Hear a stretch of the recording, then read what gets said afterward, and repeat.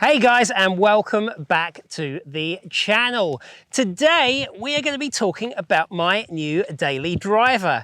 For the last few weeks I have been driving around in a 50-year-old Carman gear and probably spent more time underneath it covered in oil than driving it. And I've got a little bit bored of listening to my girlfriend telling me how reliable her Ford Focus is. So I had to find something modern that I loved, that had that turn around and look at it appeal, and I bought an Abarth 500.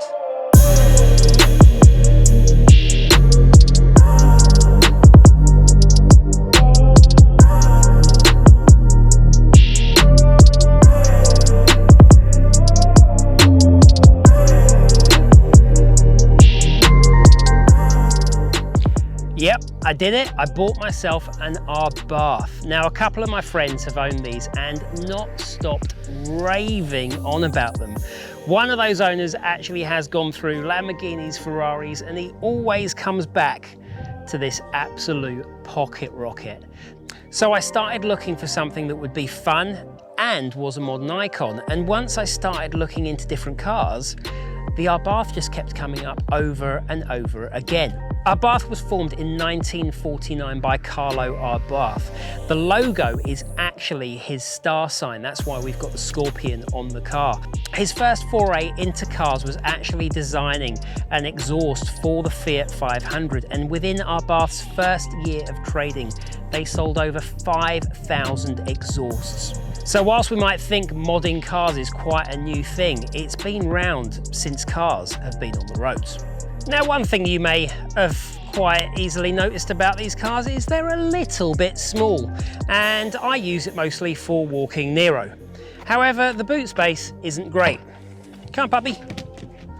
So one of the plans we've got for this car is to give it a rear seat delete.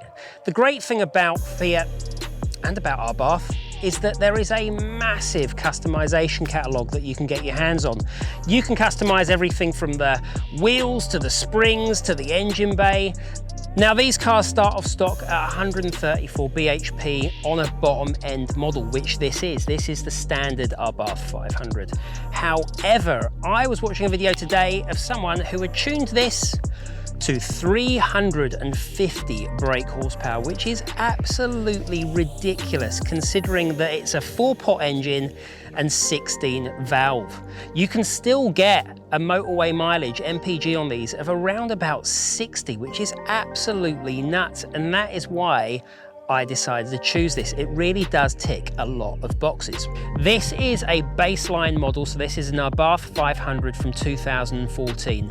However, you get the 595, the 695, the Competizione. There's loads and loads of different models and specs, but the one thing that they all have in common is you can mod the crap out of them. For me personally, I love the fact that this car, fresh out the box, is ready to go and does feel like a little pocket rocket.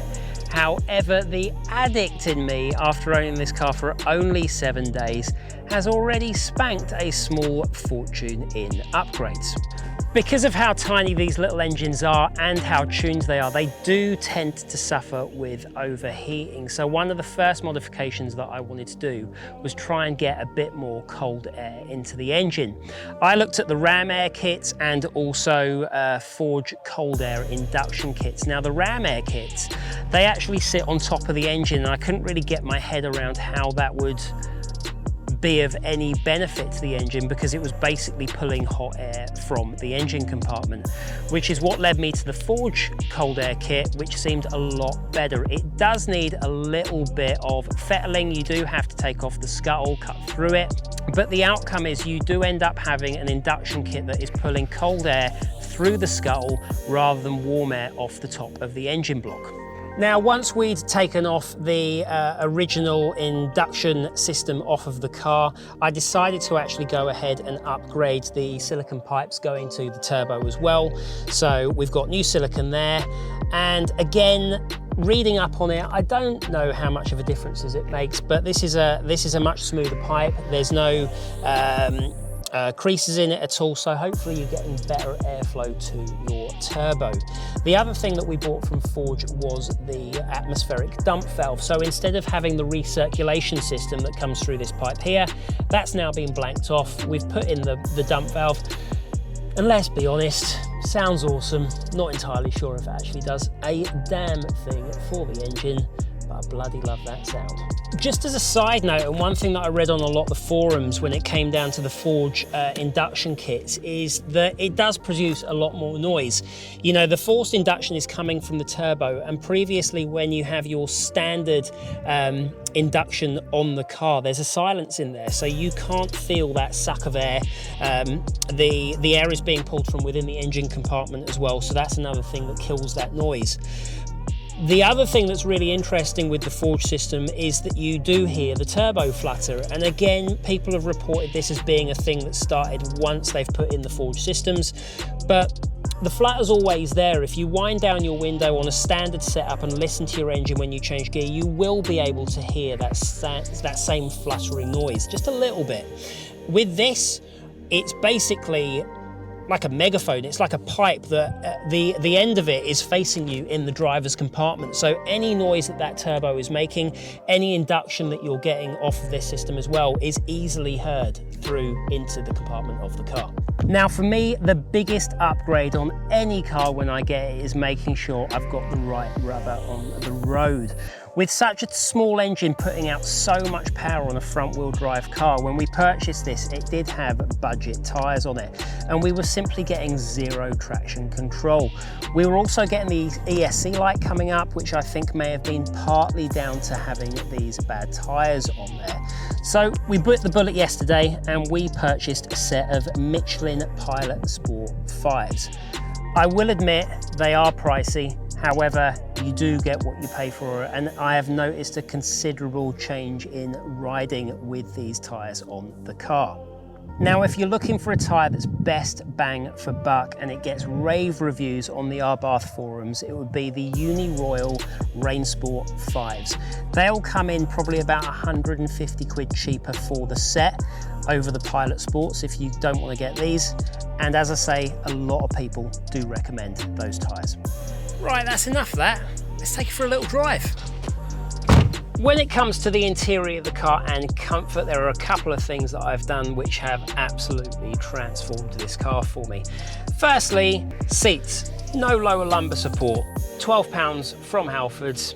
Absolutely loving the seat now. Second thing, longer journeys. Absolutely need an armrest, and we bought this armrest from Armster, paid about £100 for it. Now, the other thing that we've installed on the interior of this car is cruise control. Now, the cruise control kit we purchased online, and we were quoted £500 to install it. Well, it was £500 with installation, or we could purchase it in kit form for £230.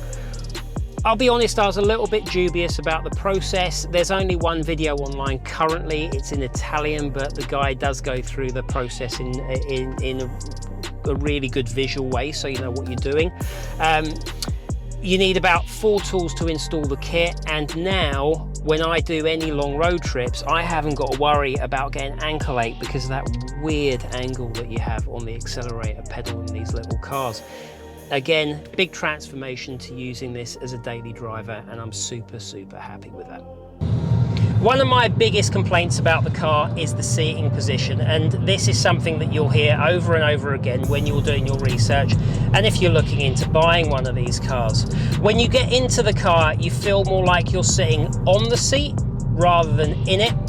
And having owned and still owning quite a few classic sports cars, you don't get that low down feel with your feet out in front of you. You are in a much more upright position.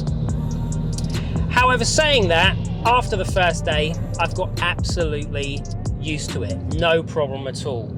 And when you're on these country lanes and you find that sweet spot on the turbo, it is an absolute joy for throwing into the corners.